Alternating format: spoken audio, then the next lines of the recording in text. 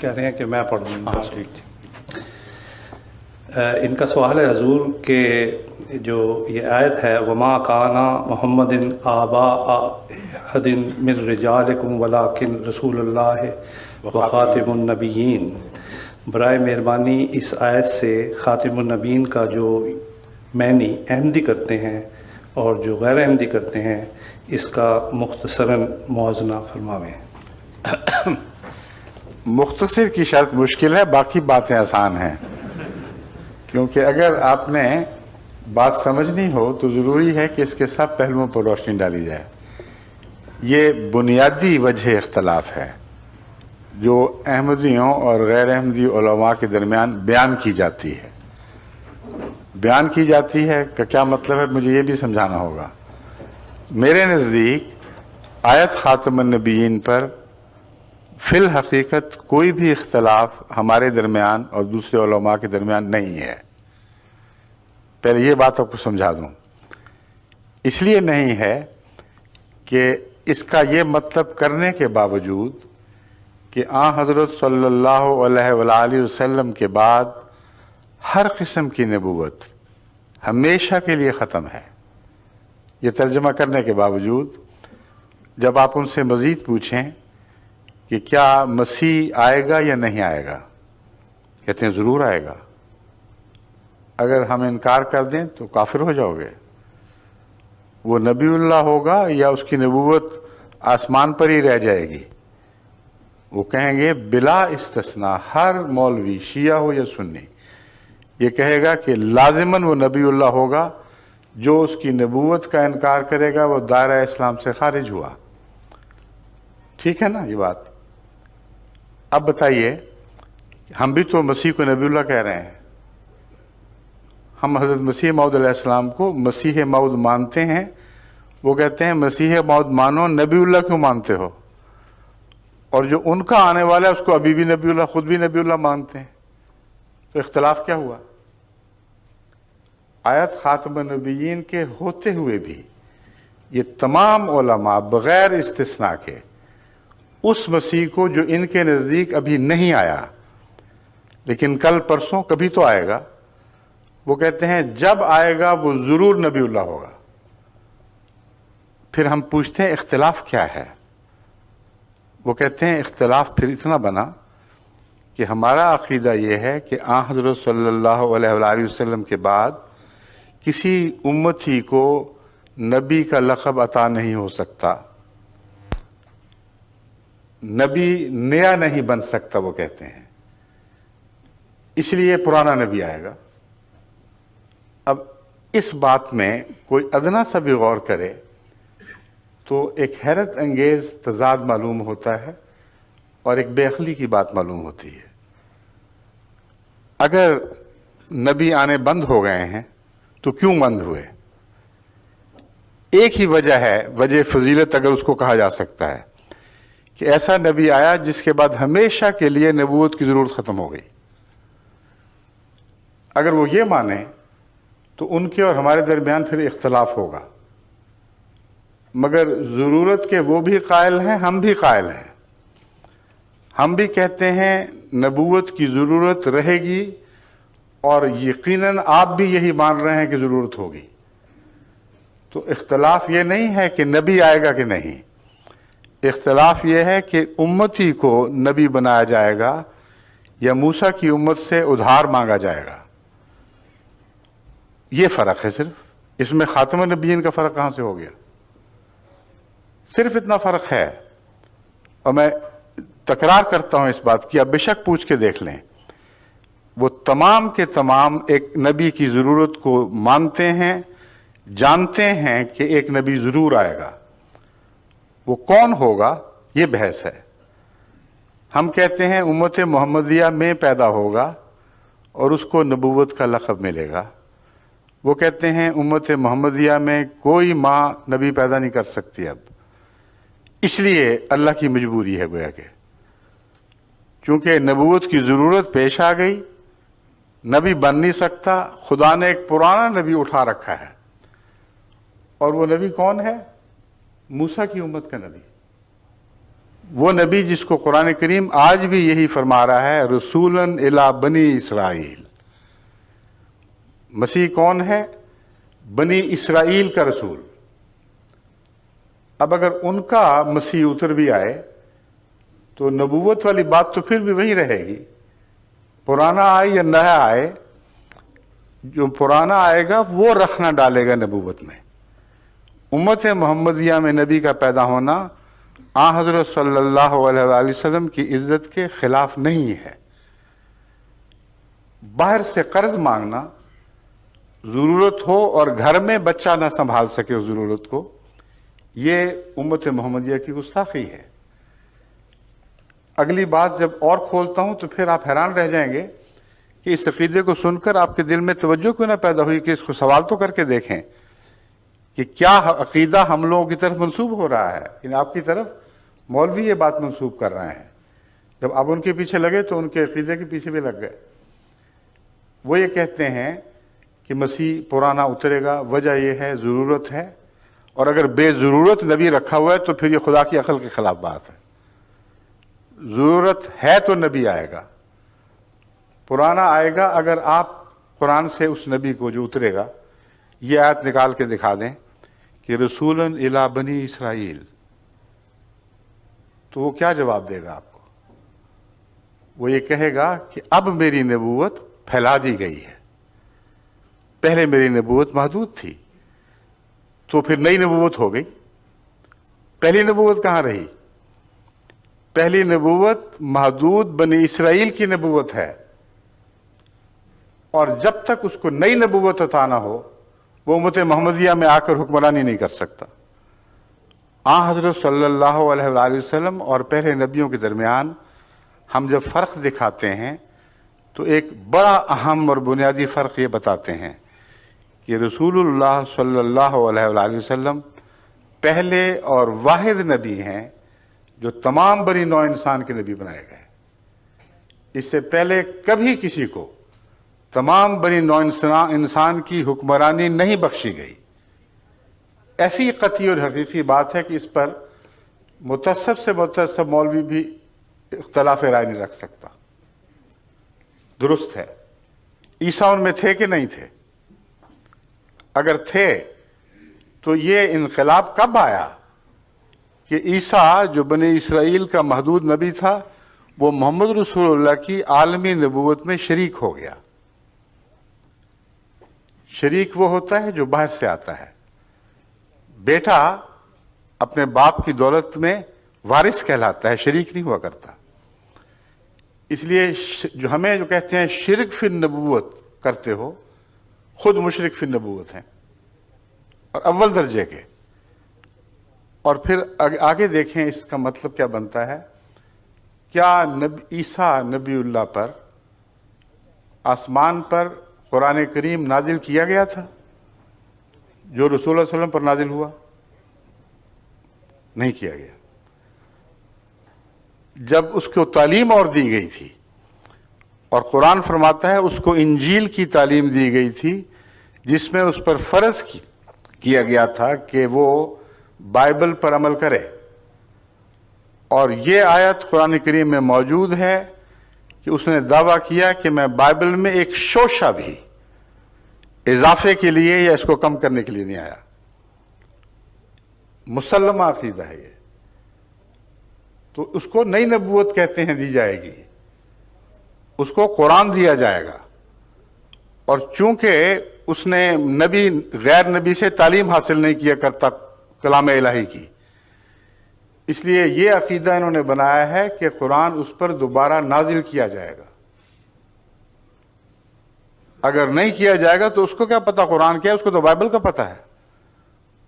قرآن کا تو اشارتاً بھی اس کو کوئی کچھ بتایا نہ گیا پہلی زندگی میں۔ نیا آیا ہے تو گویا نیا قرآن لے کے آیا ہے۔ قرآن وہی صحیح جو محمد رسول اللہ کا ہے صلی اللہ علیہ وآلہ وسلم، مگر مسیح پر جب تک خدا براہ راست قرآن کریم نازل نہ کرے اس کو قرآن کی تعلیم کا کچھ پتہ نہیں، تو وہ شریک مکمل بن جاتا ہے رسول اللہ صلی اللہ علیہ وسلم کا۔ اس پر ایک دفعہ پھر قرآن نازل کیا جائے گا، اور وہ جس کی حکومت بنی اسرائیل تک محدود تھی وہ کل عالم پر حکمران ہوگا. یہ نبی پرانا نبی نہیں ہے، یہ نیا نبی ہے. اور آخری نبی جو اس حیثیت سے دنیا دیکھے گی وہ حضرت محمد رسول اللہ صلی اللہ علیہ وسلم نہیں ہوں گے، بلکہ یہ نبی ہوگا. اس لیے یہ اختلاف جو ہے یہ محض لفظی بھی ہے، اور زیادہ آگے جا کے دیکھیں تو بہت گہرا ہو جاتا ہے، مگر مسیح کے گرد. عقیدے کے لحاظ سے کوئی اختلاف نہیں. حضرت محمد رسول اللہ صلی اللہ علیہ وآلہ وسلم کے بعد نبی یہ بھی مانتے ہیں اور ہم بھی مانتے ہیں. ہم یہ کہتے ہیں کہ حضرت صلی اللہ علیہ وآلہ وسلم کے بعد کوئی نبی غیر قوموں سے، غیر امتوں سے نہیں آ سکتا. یہ محمد رسول اللہ علیہ وسلم کی امت ہے. جو بھی مصلح پیدا ہوگا اسی امت میں پیدا ہوگا. جو بھی فیض پائے گا محمد رسول اللہ سے پائے گا، آپ کے قرآن سے دین سیکھے گا. اور اس حیثیت سے وہ اطاعت میں جب بڑھ جائے گا تو محمد رسول اللہ زیادہ نزدیک ہو گیا سر. اطاعت میں جب بڑھ جائے گا تو حضرت صلی اللہ علیہ وآلہ وسلم کی غلامی میں اس کو وہی کام کرنا ہوگا جو محمد رسول اللہ کا کام تھا. وہ کیا ہے؟ لِيُظْهِرَهُ عَلَى الدِّينِ كُلِّهِ، تاکہ دین محمد صلی اللہ علیہ وسلم کو تمام دنیا پہ غالب کر دے. یہ ہمارا عقیدہ ہے. اب میں آیت خاتم النبیین کی طرف آتا ہوں. پہلے میں دونوں کے عقیدے کی تشریح بتا رہا تھا کہ فرق ہے تو کیا ہے. آیت خاتم النبیین کا یہ ترجمہ جو وہ کرتے ہیں کہ وہ نبی آیا جس نے پہلے سب نبیوں کو ہی نہیں بلکہ نبیوں کا بیج ختم کر دیا، تخم نبوت ختم ہو گیا. اور حضرت صلی اللہ علیہ وآلہ وسلم سے پہلے جتنے نبی تھے ان سب کو ختم کر دیا. یہ مانتے ہیں کہ نہیں؟ کیسے ختم کیا؟ جسمانی طور پر یا روحانی طور پر؟ دو ہی معنی ہو سکتے ہیں. جسمانی طور پر ختم کیا تو سب نبی تو اپنی موت خود ہی وفات پا چکے تھے. ایک ہی ٹیسٹ کیس باقی تھا، عیسیٰ علیہ السلام. ان کے نزدیک، ہمارے نزدیک نہیں.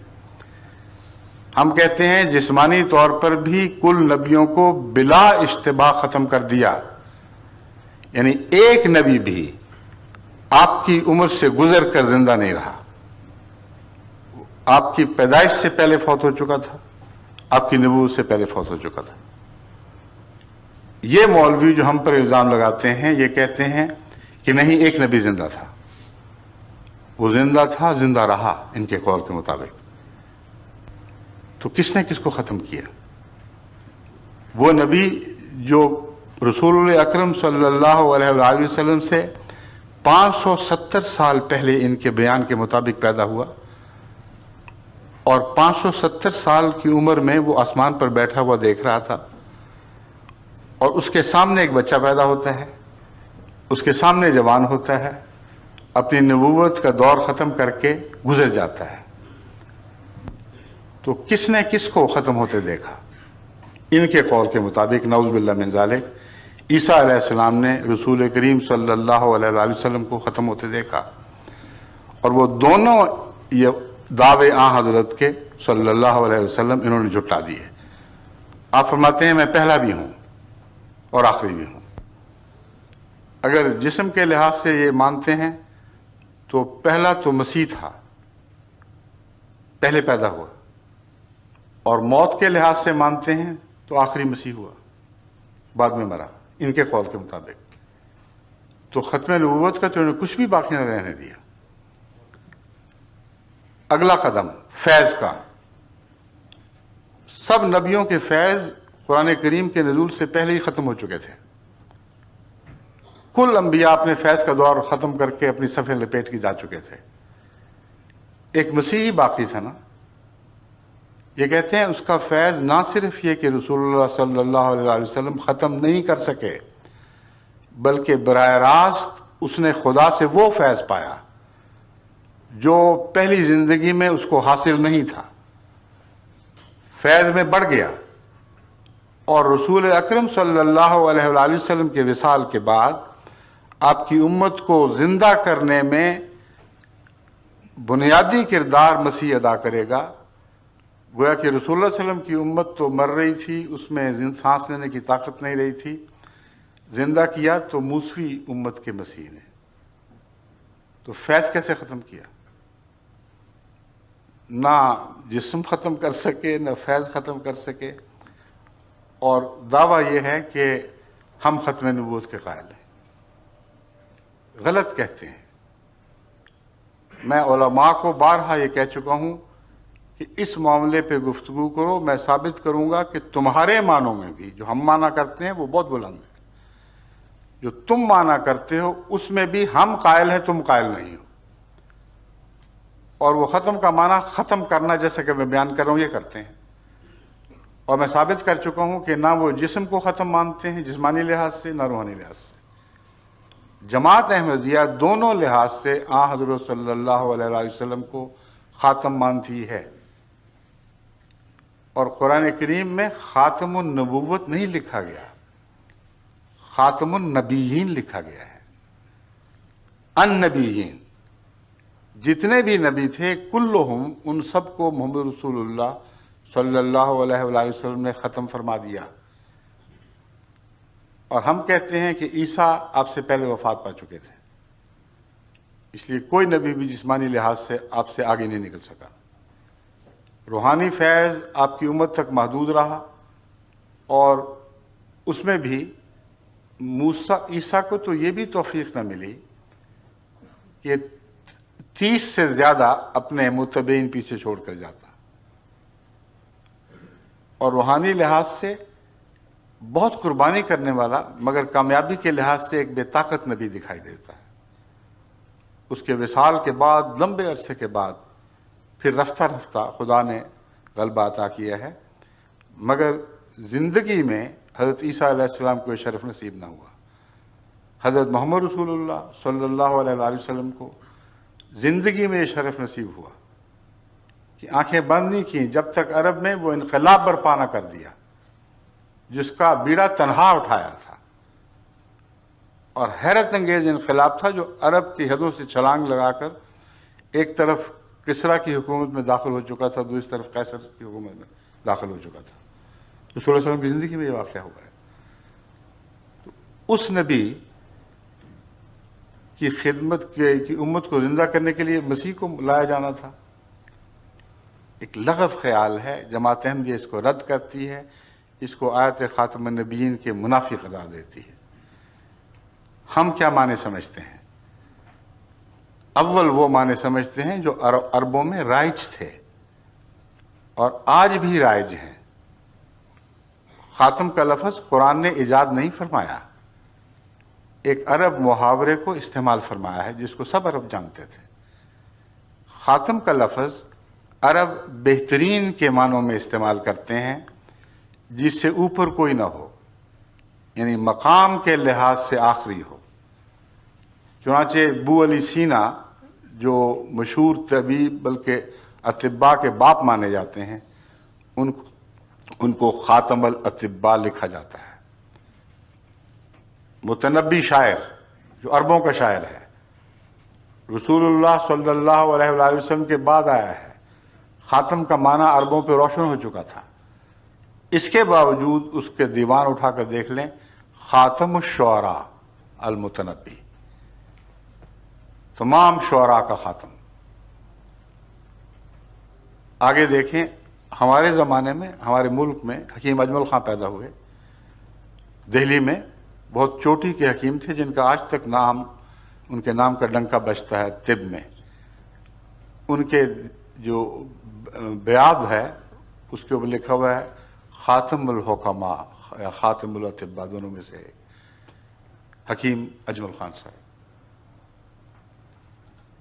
تمام عرب استعمال کو دیکھ لیں، ایک جگہ بھی اس آیت جو متنازع فی ہے اس کو چھوڑ کر عرب استعمال میں خاتم کا مطلب زمانی لحاظ سے آخری کہیں نہیں ملے گا، مرتبے اور مقام کے لحاظ سے آخری ضرور ملے گا۔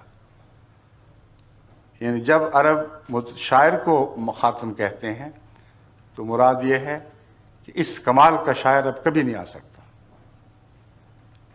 شاگرد آ سکتا ہے، ہمسر نہیں آ سکتا، استاد نہیں آ سکتا. یہ سند ہے،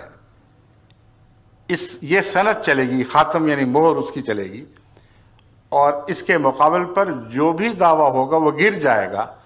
جس کو تصدیق نہ حاصل ہو اس شاعر کی وہ بے معنی ہے.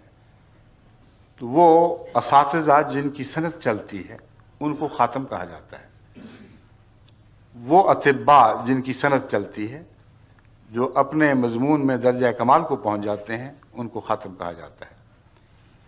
اور ایک استعمال خاتم کا خود حضرت اقدس محمد رسول اللہ صلی اللہ علیہ وسلم کی زبان سے بھی سنیے. حضرت علی رضی اللہ تعالیٰ عنہ کو مخاطب کر کے فرمایا، انتا خاتم الاولیاء. ایک روایت میں ہے فرمایا انتا خاتم الاصفیاء. بات ایک ہی ہے، دونوں روایتیں ملتی ہیں. اگلی بات سننے والی ہے، کما انا خاتم الانبیاء. جس طرح میں خاتم النبیین ہوں، اے علی تو ولیوں کا خاتم ہے. اب خاتم کا ترجمہ وہ لگا کے دیکھیں جو مولوی کرتے ہیں.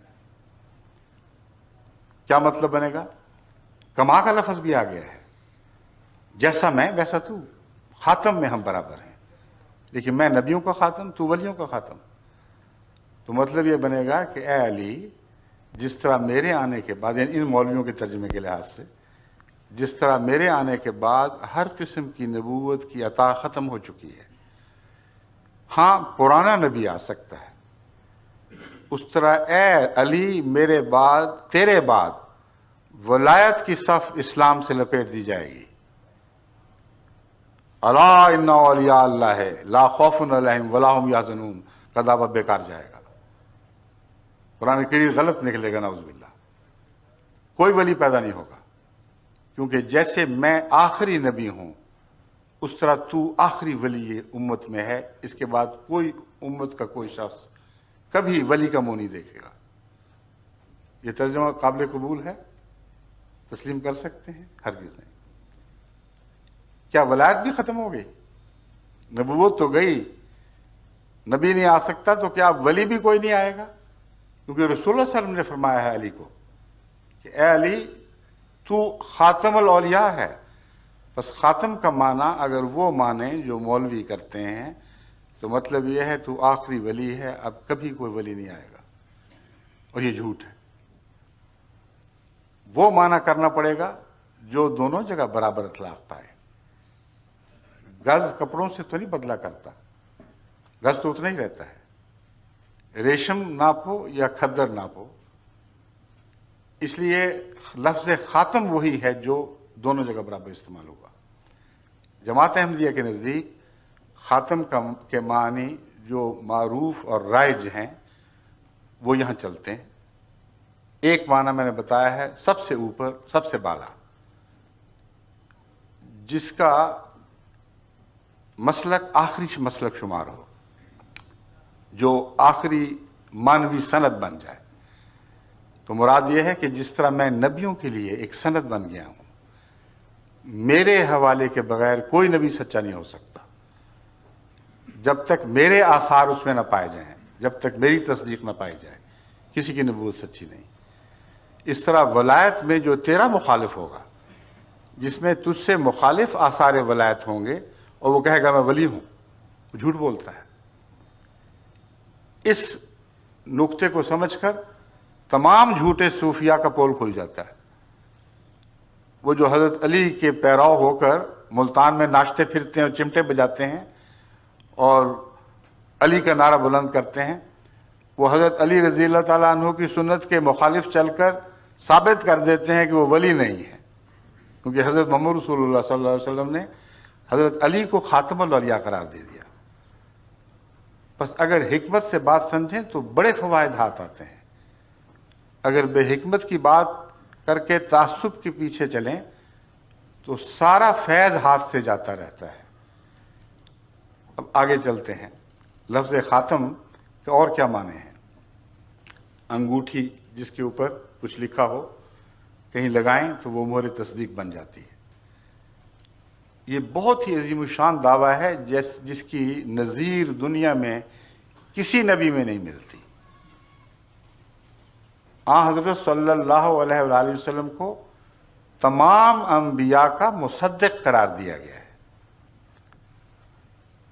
مانوی لحاظ سے پہلے بتا چکا ہوں، اب ظاہری معنوں سے بھی مصدق قرار دیا گیا۔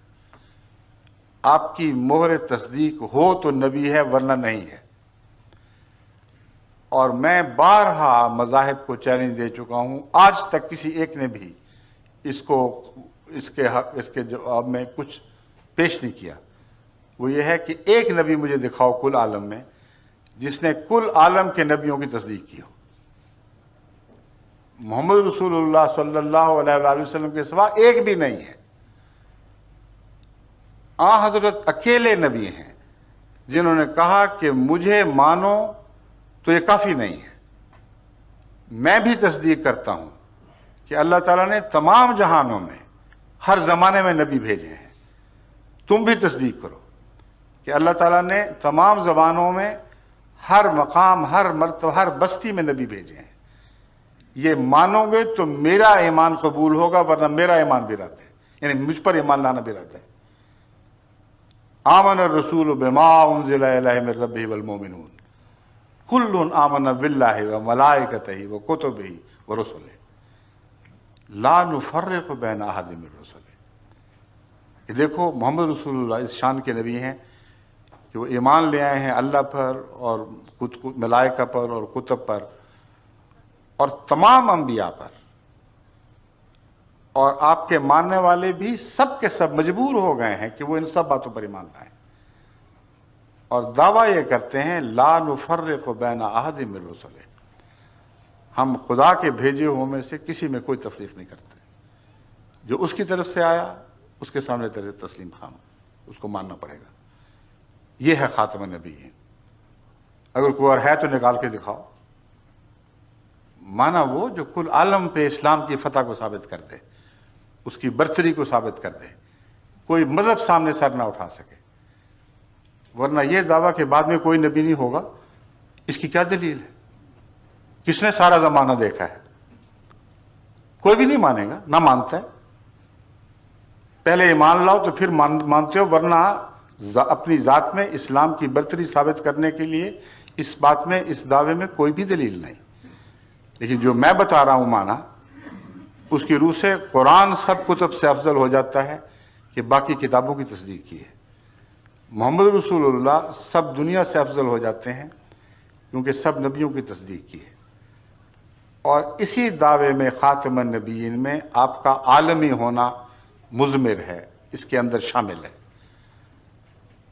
کیونکہ آج کوئی نبی بھی عالمی ہونے کا دعویٰ اس لیے نہیں کر سکتا کہ اگر وہ عیسیٰ ہیں فرض کریں تو اس کی بات جس طرح عیسائی آج پیش کر رہے ہیں اور جو بائبل سے ملتی ہے وہ یہ ہے کہ اس نے کسی اور قوم کے نبی کا ذکر ہی کوئی نہیں کیا۔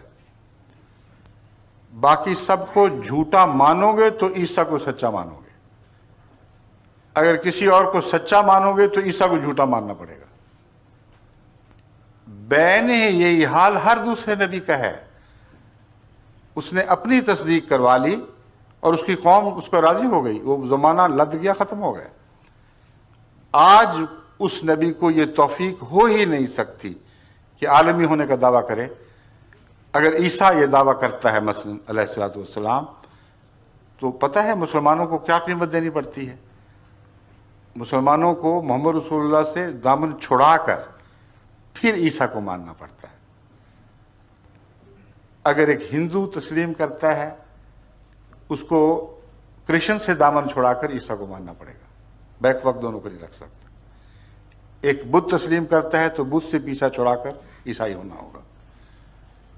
لیکن ایک مسلمان اگر رسول اللہ علیہ وسلم کا دامن پکڑتا ہے تو عیسیٰ کو چھوڑنا نہیں پڑتا، عیسیٰ کو لازماً پکڑنا پڑتا ہے، بدھ کو بھی سچا ماننا پڑتا ہے، کرسچن کو بھی سچا ماننا پڑتا ہے، زرتشت کو بھی سچا ماننا پڑتا ہے۔ یہ عالمی مذہب ہے، تمام قوموں کو ایک ہاتھ پر اکٹھا کرنے والا۔ تو خاتم النبیین کی آیت تو عظیم الشان آیت ہے، اس کے اتنے بطن ہیں، اتنے اس میں روحانی مطالب اکٹھے ہو گئے ہیں کہ اگر آپ عقل سے اور دل کی گہرائی سے غور کریں تو اس شان کی آیت دنیا میں کبھی کسی نبی کو عطا نہیں ہوئی، آخری ہونے کے دعوے سے نہیں، اس کو تو خود ہی رد کر بیٹھے ان معنوں میں جو میں بیان کر رہا ہوں۔ پھر خاتم النبیین کس موقع پر بیان ہوئی ہے؟ وہ آیت جو آپ نے پڑھی ہے وہ آیت یوں ہے، ما کان محمد ابا احد من رجالکم ولکن رسول اللہ و خاتم النبیین۔ کیا مطلب ہے؟ محمد صلی اللہ علیہ وسلم تم جیسے مردوں میں سے کسی کے باپ نہیں ہے۔ عام طور پر ترجمہ لوگ کر دیتے ہیں مردوں میں سے باپ نہیں ہے، میں یہ نہیں مانتا، اس لیے کہ رجال کم کا مطلب ہے تمہارے مردوں کے۔ عام طور پر جس قسم کے مرد تم پائے جاتے ہو ان کا باپ ہونا تو قابل فخر ہے ہی کوئی نہیں، تم الزام لگاتے ہو کہ اس کا بیٹا نہیں ہے، اس لیے یہ ادنا ہے۔ قرآن کہتا ہے کہ جس قسم کے تم لوگ ہو تمہارا باپ ہونا قابل فخر نہیں ہے بلکہ قابل شرم بات ہے، کوئی عزت نہیں ہے اس میں۔ کن کا باپ ہے؟ یہ رسولوں کا باپ ہے۔ خاتم کا مطلب باپ بھی ہے۔ ان معنوں میں بھی ہم لفظ خاتم پر کامل یقین رکھتے ہیں، اور اس میں گہری حکمت ہے۔ الولد سر لابیہ، یہ محاورہ ہے عربی کا کہ بیٹا اپنے باپ کا راز رکھتا ہے اپنے اندر۔ اس زمانے میں تو جینز ایجاد نہیں ہوئی تھی، جو صلی اللہ علیہ وسلم کے زمانے میں جب خاتم النبیین کی آیت نازل ہوئی ہے تو یہ دعویٰ کسی بظاہر کسی سائنٹیفک فیکٹ پہ مبنی نہیں تھا، مگر آج زمانے نے کھول دیا ہے کہ بیٹا باپ کی صفات سے پہچانا جاتا ہے۔ اگر محمد رسول اللہ کا بیٹا نہیں ہے کوئی رسول تو رسول نہیں ہے، کیونکہ سب نبیوں کا باپ آپ کو قرار دے دیا گیا ہے۔ بس خاتم ان معنوں میں کہ اس کی تصویر آپ کو نبیوں میں دکھائی دے گی، ہر سچے نبی میں تم محمد رسول اللہ کا عکس دیکھو گے، اگر نہیں دیکھو گے تو وہ جھوٹا ہے۔ کتنا عظیم الشان معنی ہے خاتم النبیین کا۔ یہ معنی کرنا کہ خاتم النبیین نے دوسرے سب نبیوں کا فیض ختم کر کے اپنا فیض بھی بند کر دیا، سب سے بڑی جہالت ہے۔ ایسی جہالت ہے جس کو قرآن کھلے بندوں جھٹلا رہا ہے۔ اب یہ بات تو سمجھ آ گئی کہ پہلوں کا فیض جسمانی لحاظ سے بھی ختم کیا، روحانی لحاظ سے بھی ختم کیا، اور حضرت صلی اللہ علیہ وآلہ وسلم ایک عالمی نبی بنے۔ آپ کی ختم سے نبی پہچانے جائیں گے، آپ کی تصدیق سے پتہ لگے گا کہ کون نبی ہے جس کی ادائیں آپ سے ملتی ہیں وہی سچا ہے، جس کی ادائیں مخالفانہ ہیں وہ سچا ہو ہی نہیں سکتا، کیونکہ سب نبیوں کے باپ ہیں آپ۔ اب اگلا سوال یہ ہے کہ آپ کا کوئی اپنا روحانی بیٹا بھی ہوگا کہ نہیں، یا وہ بھی ختم کر دیے؟ سب کے فیض ختم کیے، اپنا بھی ختم کر بیٹھے تو ہاتھ کیا آیا دنیا کو؟ اس سے تو پرانے ادنا ہی کافی تھے جن کا فیض جاری رہتا۔ قرآن کریم فرما رہا ہے کہ حضرت صلی اللہ علیہ وآلہ وسلم سب نبیوں کا فیض ختم کر کے اپنا وہ فیض جاری فرما چکے ہیں جس میں کسی انعام کی کمی نہیں ہے۔ یہ آیت کریمہ جو سورہ نساء سے لی گئی ہے، جو میں ابھی آپ کے سامنے پڑھتا ہوں، یہ ختم نبوت کے موضوع پر ایک آخری فیصلہ ہے، قطعی فیصلہ ہے۔ سورہ النساء میں یہ آیت ہے، وَمَن يُطِعِ اللَّهَ وَالرَّسُولَ فَأُولَٰئِكَ مَعَ الَّذِينَ أَنْعَمَ اللَّهُ عَلَيْهِمْ۔ جو کوئی بھی اب اللہ اور اس رسول الرسول محمد رسول اللہ کی اطاعت کرے گا، کیا ہوگا؟ اس کو سزا ملے گی، انعام ملیں گے۔ پہلے نبیوں کی اطاعت کے مقابلے پر کم انعام ملیں گے، یا کم سے کم وہ تو ملیں جو پہلے نبیوں کی اطاعت سے ملتے رہے مگر شان میں ان سے بڑھ کر۔ یہی دعویٰ یہ آیت کریمہ کر رہی ہے۔ وَمَن يُطِعِ اللَّهَ وَالرَّسُولَ، جو کوئی بھی اللہ کی اطاعت کرے گا اور اس رسول محمد رسول اللہ صلی اللہ علیہ وآلہ وسلم کی اطاعت کرے گا، فَأُولَٰئِكَ مَعَ الَّذِينَ أَنْعَمَ اللَّهُ عَلَيْهِمْ، اب صرف یہی لوگ ہیں جن کو اللہ انعام عطا کرے گا، باقی سب کی چھٹی ہو گئی۔ خاتم کا مطلب غیروں کے چشمے بند، اپنا جاری۔ اب فیض لینا ہے تو اس کے پیچھے لگو۔ اور ساتھ فرمایا وہ کون لوگ ہیں جن کو انعام ملے گا، لسٹ بیان فرمائیے۔ من النبیین، یہ قرآن کے الفاظ ہیں، نبیوں میں سے ہوں گے یہ لوگ، والصدیقین، اور صدیقوں میں سے ہوں گے، والشہداء، اور شہیدوں میں سے ہوں گے، والصالحین، اور صالحین میں سے ہوں گے، وحسن اولئک رفیقا، اور یہ ساتھ جو محمد رسول اللہ کی غلامی سے ملے گا یہ سب سے اچھا ساتھ ہے، اس سے اچھا کوئی ساتھ نہیں۔